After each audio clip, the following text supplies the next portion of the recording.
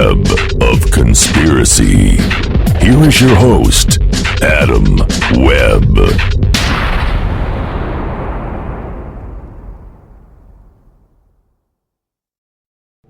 Hello and welcome once again to another exciting edition of the Web of Conspiracy. I am your host, Adam Webb. It is great to be back with you again this week.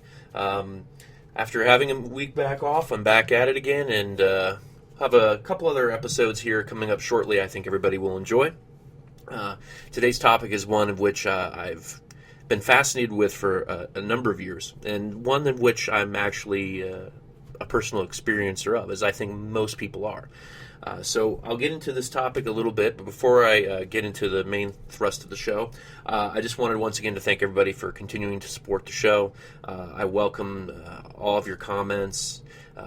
Certainly try to get back with those who email me as much as possible. Once again, thank you for listening. Thank you for supporting the show. You guys are the reason that I keep doing this at this point. To be quite honest, I enjoy doing it, but if I were just recording this and throwing it out there just to hear my own voice, I don't know that I would listen a whole heck of a lot. So that being said, I just want to thank everybody for continuing to support the show, and I will continue to do my best to put forth, I think, a variety of topics and try to get some stuff out there. Touches on a little bit of everything. That's sort of been the goal of the show from the beginning. So once again, thank you to all who continue to support the show, and welcome to new listeners as well. That being said, I wanted to make sure. I've had a couple questions come in about where all the show can be listened to, and there's a few venues I've certainly promoted very heavily. I know certainly Spreaker, for those of you who are subscribers to Spreaker, that's the easiest place to find me. You can also find me pretty easily on iTunes. You can search for the show and download it there. Stitcher is another one that I have a number of listeners who listen through. And the show has its own dedicated YouTube channel. So for those of you who prefer YouTube, you can also catch the show on YouTube. The website as well. And I've got links posted on, of course, the social media pages, Facebook, Twitter, Google+, so you can search me out on all those. Additionally, I do know there's a few other places that have picked up the show and are running it in their galleries. I think Podbay, might be. I know Blueberry.com. They are also picking it up. So there's a number of different variety of places now, of other places that are picking up the feed as well. So number of different places you can choose, whichever works best for you. But I know I've had a couple other people chime in trying to get some specifics there. So hopefully that answers a few of your questions. For today's, before I get into the main thrust, as well, I also wanted to make sure I put out there the email. That's web, with two B's like the show, Web of Conspiracy at gmail.com. I welcome your feedback. I prefer constructive feedback, not just telling me that I suck, because that really doesn't help anything. That just makes you feel better about you. It doesn't really do anything to do anything for anybody else, and certainly doesn't make it any constructive. So that being said, a few news stories I wanted to touch on a little bit, and certainly a little bit more towards the conspiratorial angle, try to get back into a little bit of that. One of the headlines that caught my attention, and those of you who know and have listened to some of the past shows know that I do dabble in a little bit in some policy ranges, and certainly foreign policy, public policy, international affairs, that kind of thing. And I've been monitoring a little bit of the situation with, and certainly I think mainstream media picked up on it. Benjamin Netanyahu's comments, the Prime Minister of Israel, some of the comments that he's made in regards to the West and the West's, what he perceives is basically giving up and allowing Iran to develop nuclear technology. I know that there's a number of people who fall on both sides of this. There are some who feel at this point, why should it matter? Why should it matter if there's nuclear technology for Iran? Then there's others on the other end of the spectrum say, well, that's the last nation we can afford. As it is, it's bad enough North Korea has the technology. We don't need Iran building nuclear weapons. And to be fair, there's legitimate arguments at both ends. And I really, from a personal perspective, it's difficult to say. I think that we have moved past the point, and much of the policy surrounding nuclear weapons is this idea of this mutual destruction, right? That's sort of been the running policy since the Cold War days, that, well, we can't afford to engage in a nuclear weapons war because, simply put, we would kill everybody on the planet. There would be nothing left. So ultimately, it would defeat any purpose in using that technology. So there are many people who still believe that remains true, and they hold to that.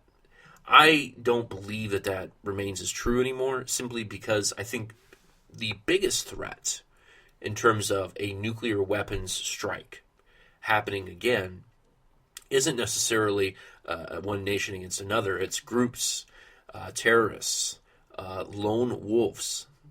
Those are the individuals and groups of individuals that would be most likely to actually use a nuclear weapon and use a nuclear strike, simply because you have people who were willing to die for their cause and do not think beyond that.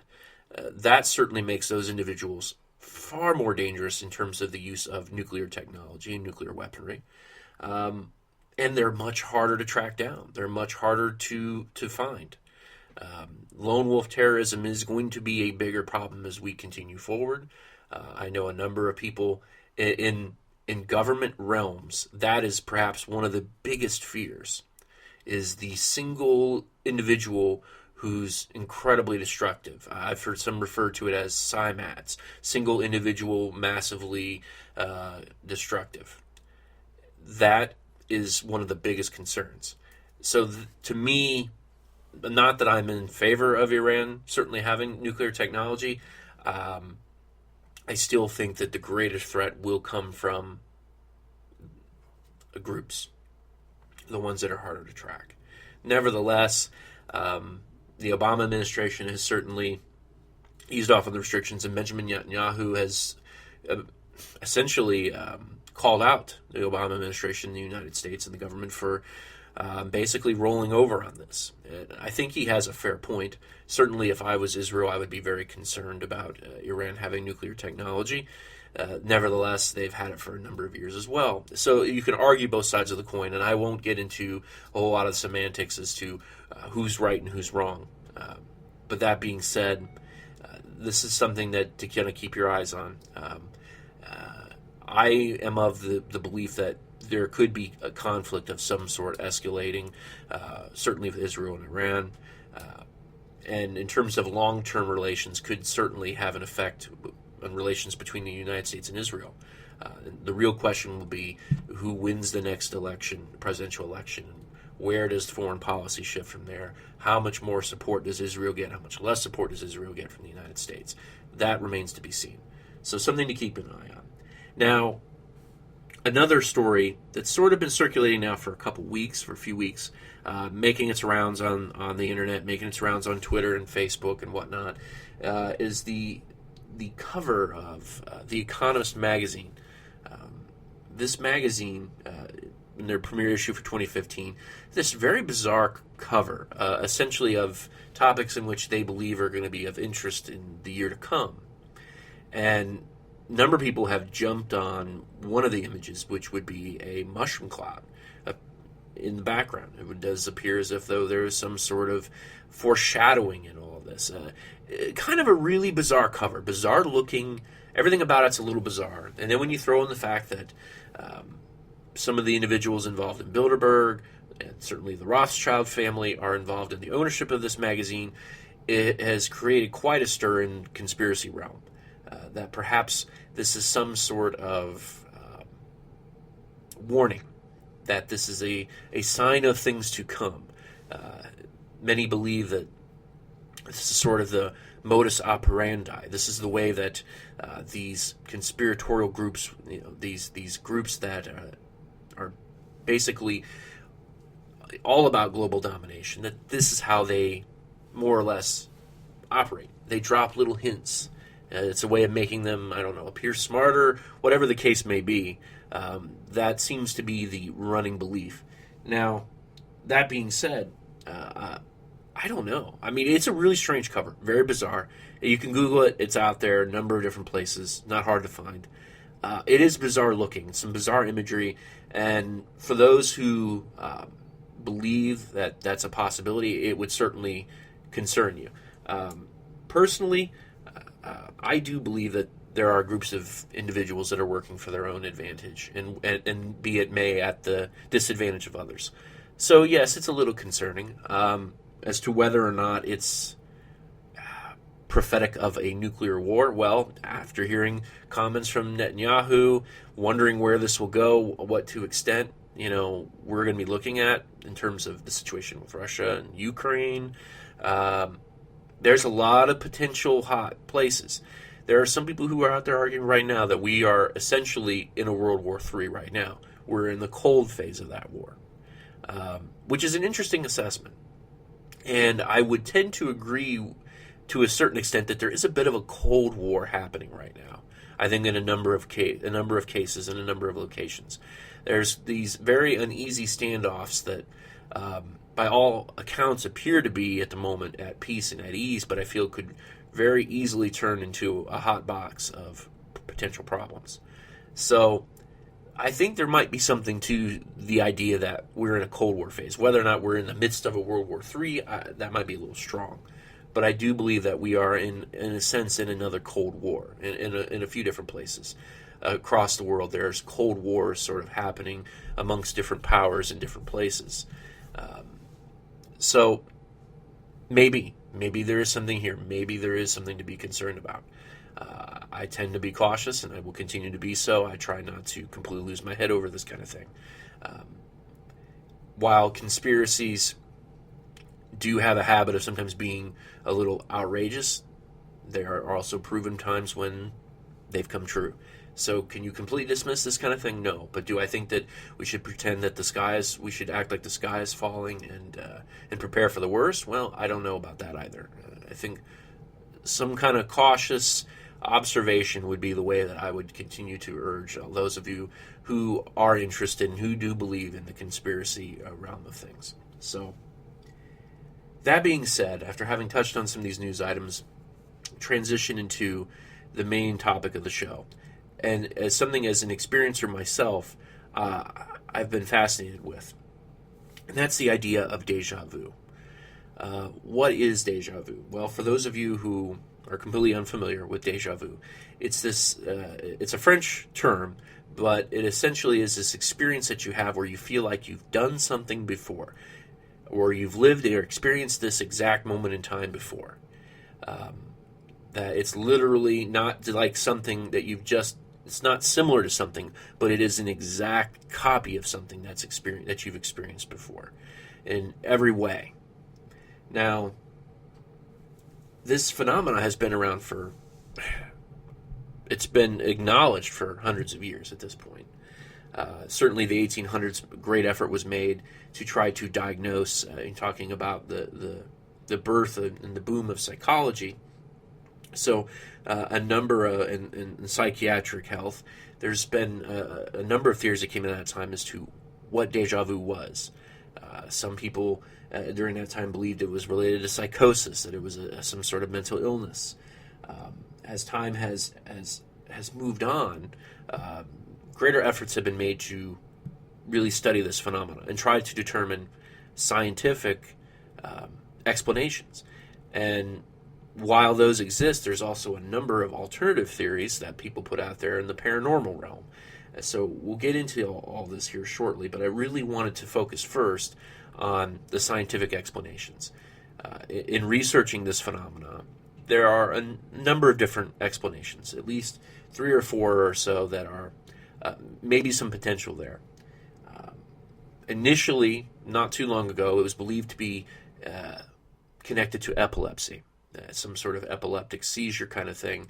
And while there are still some schools of thought that believe that it could be the case, there are others who think that there are better explanations. One of the most, I guess you could say, one of the most popular explanations as to what deja vu actually is a temporal lobe seizure. The Mayo Clinic certainly attributes this to that. These temporal lobe seizures, they come certainly from a temporal lobe in the brain, but those lobes are responsible for, at least it's believed they're responsible for processing emotions, and they're important in short-term memories, okay? And it's believed that during a seizure, a temporal lobe seizure, that you're aware of what's happening, and then during more intense, you can look like you're awake but be unresponsive. And they believe that these seizures can occur from an anatomical defect or perhaps a scar, maybe from some sort of head trauma, and that usually this type of thing is treated with medication. Now, that is one of the more popular, I guess you would say, scientific explanations for this. Now, I myself am a little curious about that, but nevertheless, it's one that many mainstream scientists believe to be the explanation. There are other people who argue, well, that this is just mistaken or created memories. As we have seen, there are people who tend to have false memories, and some of us kind of scratch our heads at the idea, the concept of false memory, and it is believed that perhaps these are memories that are just very similar and into what we've already experienced, so it feels like we've done it before. Some people have given this description as, you say you've seen something on TV, or you've seen something on the internet, in a magazine, whatever the case may be, a place, a location, and then you've gone there in real life and you've had this, and then you have this sensation that you've been there before. Well, it's believed that perhaps you, in absorbing these images from this, that you've created this memory that doesn't actually exist. You're basically tricking yourself into this sensation. That I also believe, I believe that might be a little more far-fetched, but in some cases there does seem to be some documentation for the possibility that, okay, perhaps, just perhaps, people in some cases are creating these memories. Another explanation, which maybe holds a little bit more water, is essentially it's a wiring issue. That perhaps there's these moments when memories are skipping the short-term memory altogether. They're going directly into the long-term memory, and these things do happen. There are issues with the brain that can cause this to happen, and that this gives you the sense that you've been there before. It's gone directly into the long-term memory, but you're not sure why. You don't know how. In the jumping of the processing, you're getting the sensation, but you don't know how you're getting that sensation. Maybe there's something to that. That's possible. That being said, scientists freely admit they don't really understand the phenomenon. It's very hard to study. That's the first thing. It is incredibly hard to study the phenomena. You can attempt to recreate it in a lab, and that's how most of this research is being done, is by recreating it in a lab. Now, while that may offer some explanation, it doesn't cover it all. And because you cannot easily predict when these moments are going to occur, when you have these moments, it really makes it very difficult to get definitive scientific answers in regards to the experience, what it actually is. Now, that being said, as a result, a number of people and a number of groups, certainly those who study the paranormal, believe that this is truly where the crux of this phenomena is anchored in. That this is something that is beyond our understanding. It's beyond this realm. And there's a number of different theories in the paranormal realm. One of the biggest is the idea of reincarnation. That some people believe that this is a memory of a place or a thing or a moment or an activity that you've done in a past life, and that perhaps that you lived in this place that you're currently visiting this life. Perhaps you had a lifetime in this place before, and so you get this sensation that, well, I've been there, I've done this before. So there are many who firmly believe that this is something tied directly to reincarnation. Once again, difficult to prove, as is the case with all of this. All the explanations are very difficult to prove, which is why so much mystery it shrouds this phenomenon. It is very difficult to discern what is actually occurring. Another theory is astral projection, that we are, those of us who are capable of, we are actually leaving our bodies during rest or during sleep, and we're visiting these places, or we're having these experiences outside of our bodies, that our souls are leaving, or that we're traveling on some sort of other plane and having these experiences. And then when we come back and down the line, however long it may be, we have these experiences in our bodies and it feels familiar. Intriguing, but once again, difficult to prove. There is one that I had never heard of before. Not sure how much weight to bear this, but that being said, there are some who even contend that there's perhaps the parallel universe theory, in that you're experiencing this because it is triggered when the same event happens at the same time in a parallel universe. That you're experiencing this because you're essentially crossing and merging into two universes at the same time. That by somehow doing the same event, that individuals doing the same event in the same place at the same time in two different dimensions, two different universes, that causes this phenomena. Now, that might be, for me, maybe even a little farther of a stretch. But those of you who've listened to some of my past shows, you know that I am very much entertained with the idea and the possibilities of what other universes may hold. And we don't really have an understanding of how any of that really works. So this is a theory that is put out there. I mean, maybe, but I don't know. I mean, to me, this might be even a little further out, even for me. Another theory that I found intriguing was this idea of sort of a spirit guide situation, or some refer to it as maybe even a life marker situation, where people contend that these deja vu moments, these moments were placed in that moment in time to let us know that we are on the right path and we're following the direction that we are supposed to do with our lives. Some argue that that our spirit guides are the ones that are putting these moments in there as a way of telling us you're doing what you're supposed to be doing. This is the life you're supposed to be leading. There are others who believe that when before we're preparing for a life on Earth, that at the other realm, whatever it may be, heaven, whatever you want to call it, that we put those moments in there as a reminder to ourselves that, yes, this is what you're supposed to be doing. This is the direction. It's why you're experiencing this moment in time. It's a reminder that you are doing what you're supposed to be doing, that you're following the path that you're supposed to follow. Intriguing. Certainly an intriguing theory. And one of the reasons that this one kind of gets a little bit of my attention, regardless of whatever your beliefs may be, one thing that is scientifically documented is that the bulk of these experiences, of these deja vu experiences, occur in people aged 15 to 25. So when you think about that time period in your life, for those of you who are in the midst of it, for those of you who've lived through it, you will understand to a degree that those are, of course, very formative years in which you're determining the direction of the kind of person you'll become.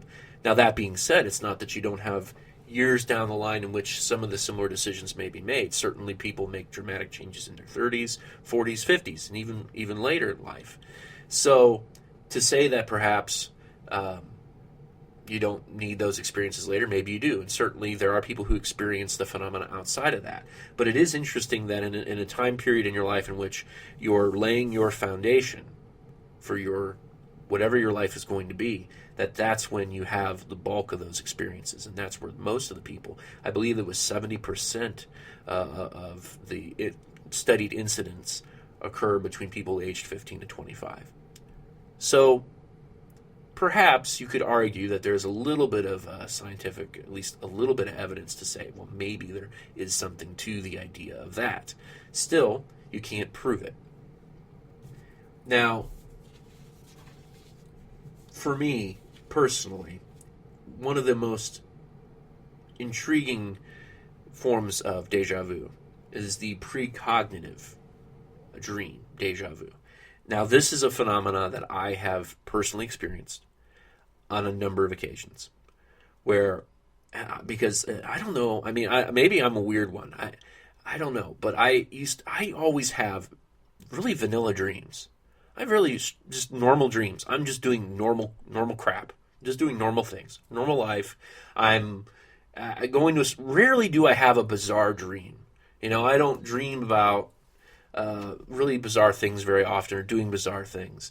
I have very normal dreams, very mundane kind of dreams. Occasionally I'll have some sort of zombie dream or something like that, or a dream about a storm or something, but I have very normal dreams. I'm going to the store. I am doing just everyday life activities. Yeah, that's my dream world. How great is that, right?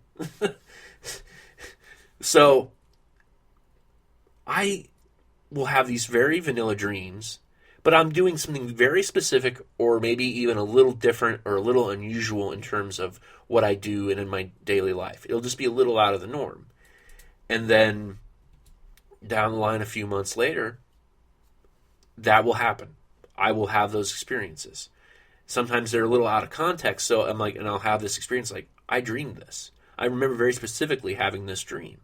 As a result, I keep a bit of a dream log, so I try to keep track of these dreams that I have, no matter how plain or boring they may be, to see how often this still happens. And I do. I have very kind of really just plain dreams, but then they happen. And the thing is that the experience for me draws out so long that while it's playing, I can recognize that it's happening in the moment. I can look at other people in the room and I know what they're going to say. They say and they do exactly what they did in that dream. I'll watch it. I'll see it unfold. I'll say it out loud as they're getting ready to say it. I will know what's going on. And those deja vu moments can last for up to a minute for me. It's a very weird thing. And I don't know of how many people who've had that experience, but it's one that I have experienced a number of times. I can't even tell in terms of actual numbers how many times that's happened in my lifetime. Happened since I was a kid. It's been happening my whole life. Whether that's some sort of precognition, ESP, I know some people would argue that. I don't know what it is. To me, it's a deja vu experience. I certainly don't have any control over it. And if I did have control of my dreams coming true, I would be dreaming that I'd win the lottery, dreaming that I'd have vacation homes in the Caribbean, and a lot of other things I'd be dreaming over what I am dreaming. So, that being said, it's a weird experience. It's been a very strange thing for me over the years. So I guess I'm curious to know if anybody else has had that kind of experience. I know I've talked to some people who've had these deja vu experiences, and I welcome this is a topic I really do. I'm really curious to get some feedback from the audience. If you've been someone who's experienced a lot of deja vu or experienced the kind of deja vu that I've had, which is these very detailed, very kind of long moments. They don't just happen in a brief, moment in time. It kind of draws out a little bit, at least from what my experience has been versus other people I've talked to. So I'd love to get your feedback. I'd love to get some emails from listeners just out of curiosity to see. And for that matter, I guess I'd be curious to see, how many people have never maybe even had deja vu. I have talked to, I think pretty much everybody I know who's had everybody I know has had at least one or two deja vu experiences. And so perhaps I think when trying to look at the cause of these things, like I said, I've said in every case, there's no definitive proof and there's no really clear answer, certainly from the paranormal side, but even from the scientific side, because it's impossible to study exactly as it occurs. So we're dealing with tons of theories, no answers. Not sure that we will ever get the answers just because of the nature of the phenomena. So, I when I think about, perhaps all these explanations, or a combination of a number of these explanations could be true. Maybe some people are having false memories. Maybe some people are having temporal lobe seizures. My understanding from the evidence is that there are those who experience those temporal lobe seizures do report somewhat different experiences than those who do not. So I don't know that there is one blanket answer for any of this in terms of the scientific explanation. Perhaps there is some sort of blanket paranormal explanation. It remains unknown, and it's impossible to prove that any of those explanations are true. There is something intriguing about the idea that we place these moments in our life as a guide marker, right? That in a period between 15 to 25, when we're trying to figure out who we're going to be and what kind of direction we're going to take in our life, that we have these moments. I find that interesting, and I find it potentially profound if, in fact, it is true. Nevertheless, it does seem that the phenomenon does occur outside of those ranges in 30% of the cases. So there are people who are much older experiencing that as well. As I stated, I welcome your feedback. I wanted to know, first off, if there's people who've never had that experience, and as well as people if you've had my experience, because mine is really weird. I'm wondering, maybe I need to be talking to my doctor about. It's really weird. I don't know if it's a precognitive thing. I don't have any kind of control over it.